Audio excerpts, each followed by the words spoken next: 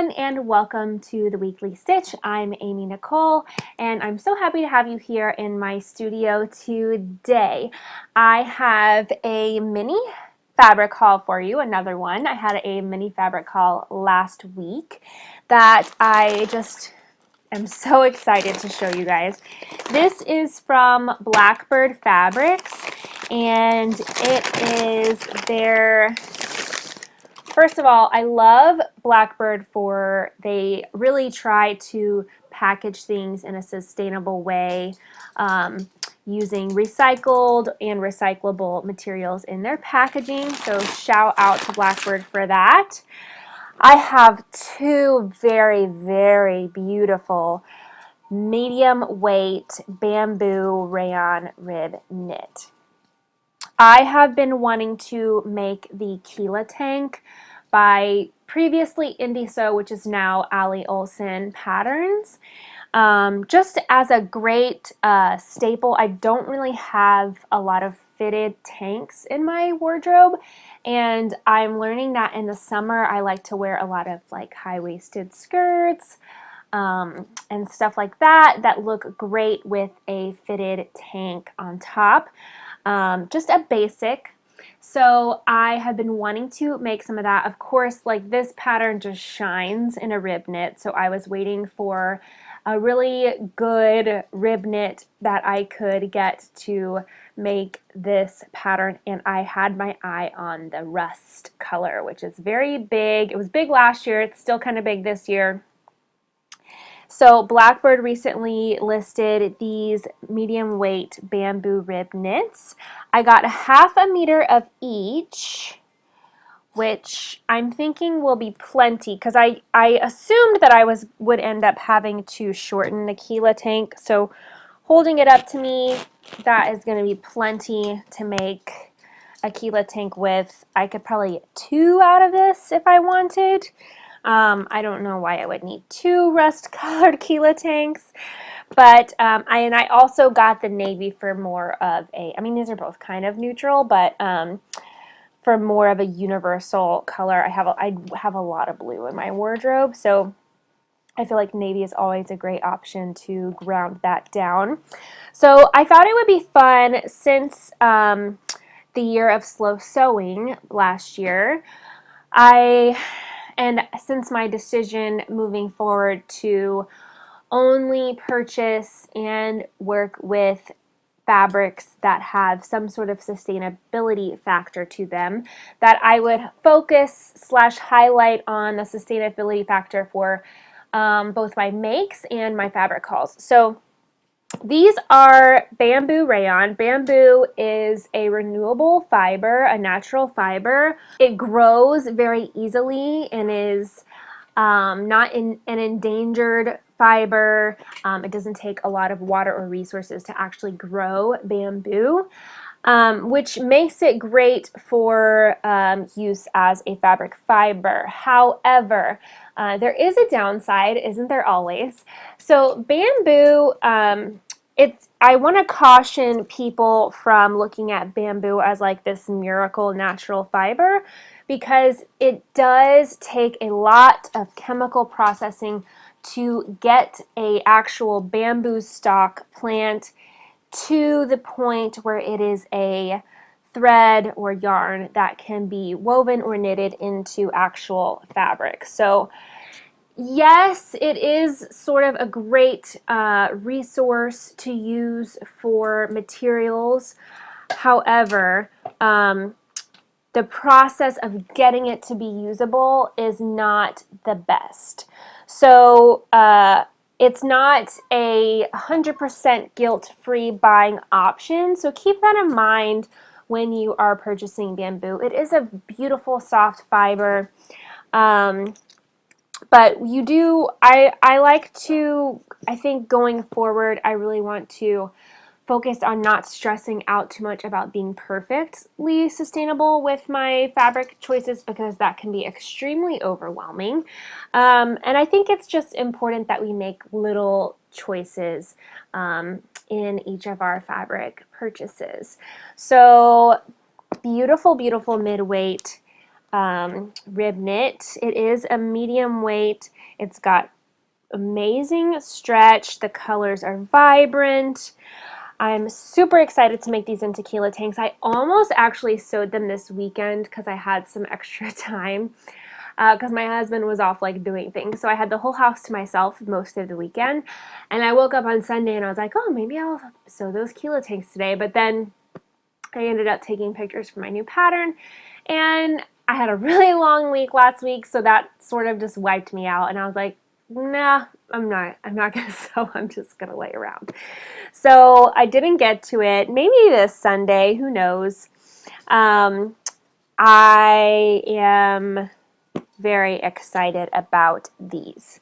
So that's my little spiel about bamboo fibers, about being cognizant of greenwashing, which is where people use sustainability as a marketing technique, and they only highlight like the minor good things that aren't and they don't talk about all of the negatives that come with that. Obviously, I still purchased the bamboo fiber, so it wasn't enough to sway me. I also could have gone and possibly found an organic cotton rib knit, which might have been a little bit better, although there's always an although. This is what I'm talking about not stressing yourself out about being perfect. Organic cotton does use a lot of water to be grown and harvested. There are mills that recycle their water, which is great. But you gotta like take one and give one. You can't be perfect all the time. So I think in general, if your stuff isn't made of plastic, that's the best thing. As far as buying new fabrics, when it comes to like dead stock or vintage, I don't stress at all about the fiber content because my focus there is more purchasing something that's already in existence. That is saving that thing from going to the landfill and increasing a demand for secondhand and dead stock used materials. So that's my little mini spiel about sustainable fabric purchasing. Okay, next up this week, I have a lot of alterations to do this week. A couple prom dresses, some mother of the bride dresses, grandmother of the bride. It's coming up on wedding season, so people are sending me all that kind of stuff. I also have those two Fairfield button-ups that I talked about in my last video. I'm going to cut those out this week. And I thought it's my father's birthday tomorrow, actually, so this will be a late present. But I thought I would also go ahead and cut out a Fairfield for my dad. He loves that pattern. I've made him a couple before, and I want to make him a short sleeve one. And he's kind of like, trendy dad. He's into these like two-toned kind of shirts. So I have this chambray from my my fabric alternative video that I did last year. That a bunch of fabrics were sent to me from a previous employer, a pattern making studio in New York, that were cleaning out all of their sample stash. So this is a really nice gray chambray, and then I have this linen that is left over from my Sparrow wrap dress, which I still think I haven't posted, which is just crazy. So I need to get on that. What I want to do is make the red the top part of the shirt and make the gray the bottom, but I don't think I have enough fabric in the red. In which case I would have to do the gray on top and the red on bottom, which for some reason I feel like the brighter color needs to be on top. Let me know how you feel about that, because I think it'll look better with the red on top, but I don't know. Let me know what you think.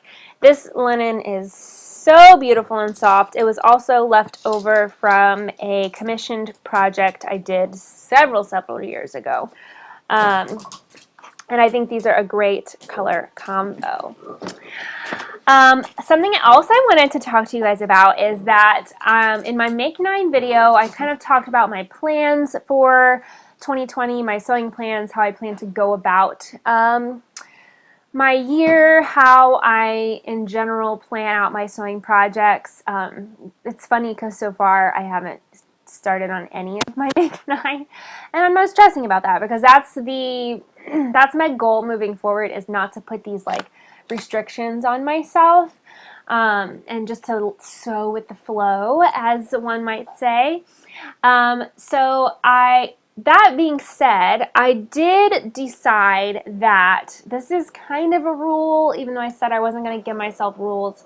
It's kind of a rule, but I'm into this rule because these things tend to like pile up and just not get done. So my new rule for sewing this year, possibly moving forward, is that in between every fun project, I tackle either a mending project, an alteration, a refashion, something that's more of like a need to do that's just been sitting around needing to get done and not getting done. So everyone has like that stack or box or bin or bag of just stuff. Like that stuff that you've been meaning to get to or finish, but all the other fun stuff gets in the way. So, and the funny thing about this bin is that usually everything in there only takes like a couple seconds to, not a couple seconds, but like it doesn't take long to actually finish it and accomplish it. So, I think that this will be a good thing for me to kind of knock out a lot of those projects, because when they're sitting around, it kind of gives me a little bit of like anxiety. I don't know if that's the right word, but I just don't feel good about it. So it'll really encourage me to knock out those things, and if I decide that I don't want to mend it or whatever, I can get rid of it. So that is one of my new rules for 2020 going forward. Non-rule, maybe I should say. This giant pile of canvas is going to be tablecloths for craft shows. So I have been making a lot of my fabric earrings, and I'm going to start selling them at some craft shows this year to see how it goes. We have tables and stuff for our restaurant, but they're dirty and gross. So I am going to make some tablecloths. I ordered this canvas from fabric.com. I just washed it, which is why it's in a big wrinkly pile. I didn't really anticipate the wrinkles whenever I planned these white canvas tablecloths. So I see a lot of pressing and steaming in my future, which is a little unfortunate. But I have the measurements. I am going to make I pre-washed it and dried it. And I'm going to make sure to add a good amount of ease so they're easy to get on and off the tables.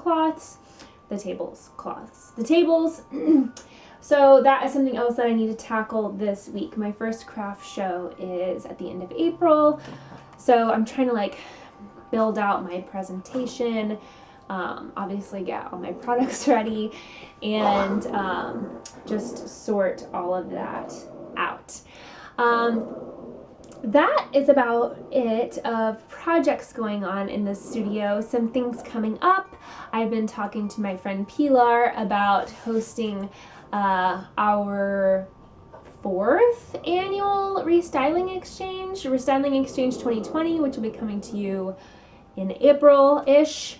We're going to get started on that, revising all of the logos and stuff like that for this year. Really excited to be doing another season of the Restyling Exchange. If you don't know what it is, I've talked about it a lot of times. It's basically a exchange where you refashion, somebody sends you an item, you refashion it for them and send it back to them. Might sound a little scary. It's actually really fun. I'll link whatever previous posts I've done about the restyling exchange below, as well as a sign-up form to our newsletter subscriber list so that you don't miss the sign-up if you do want to be a part of that. My testing for my new pattern wrapped up at the beginning of this week. I'm so excited to show you all the work that all my testers have done. I do have a few more tweaks. I need to prep all my marketing.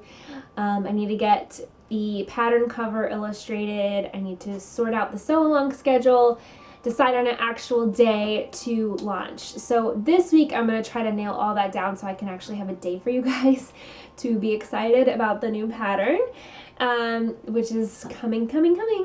So lastly, my weekly crush for this week. Every week in the weekly stitch, I share something that I'm enjoying or excited about this week. This week, I wanted to tell you guys about my book club. So back when I lived in New York, I was part of a book club. It was an in-person book club. We met once a month. We had snacks. We drank wine. We talked about the books we read. We talked about life. It was beautiful. It was like such a highlight of my life. I loved it. And when I moved, I really missed that. So I heard on we didn't know a lot of people whenever we moved here, so it's not like I could just whip up a new book club out of nowhere. So I heard about on one of the book podcasts that I used to listen to. It has since retired, but it was called Books on the Nightstand. Great book podcast. You can, I think, still listen to all of the back episodes if you want.